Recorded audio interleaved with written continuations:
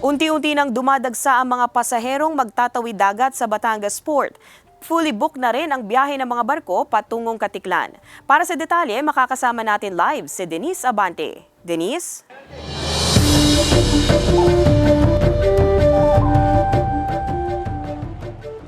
Ivy, sa mga oras na ito may pagkapal na ng pasaherong dumarating dito sa Passenger Terminal Building ng Batangas Port at ayon sa pamunuan ng Pantalan, inaasahan pa raw nila ang mas maraming bilang ng mga pasahero bukas ng tanghali.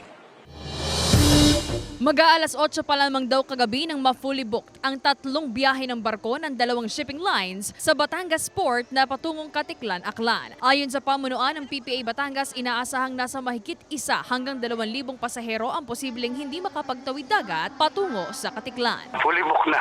Yung mga bibiyahe ngayon, puno na. So yung mga darating ngayon, at yung dumating kahapon na naiiwan, hindi makakaalis yun. Kung hindi mapapayuhan ng maaga yung mga pasahero, wala na masasakyan. Ang kapatid at hipag ni Stanley na pauwi sana ngayong araw sa Iloilo, wala nang naabutan at wala na ring mabilhan ng tiket. Kaya wala na raw silang magawa kundi bumili na lamang ng tiket para sa December 27. Na-late kami ng kuha, hindi namin alam na fully booked na palang kaya yun, dapat uwi sila ng 26 kasi may hinahabol din silang schedule, kaya lang wala na talaga punuan na. Kinuha na lang namin yung 27, wala silang choice. Wala silang masakyan.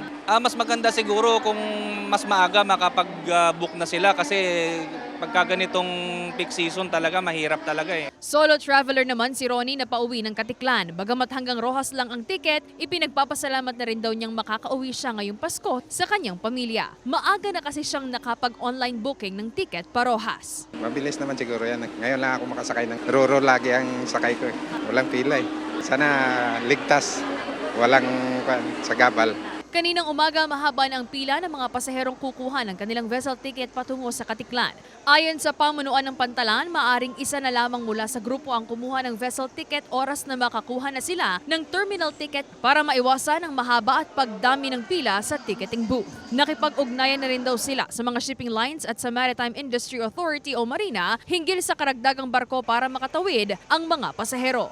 Wala na masasakyan sa ngayon unless magbigay ng special permit ang Marina o magdagdag ang shipping lines ng barko nila para i-accommodate yun.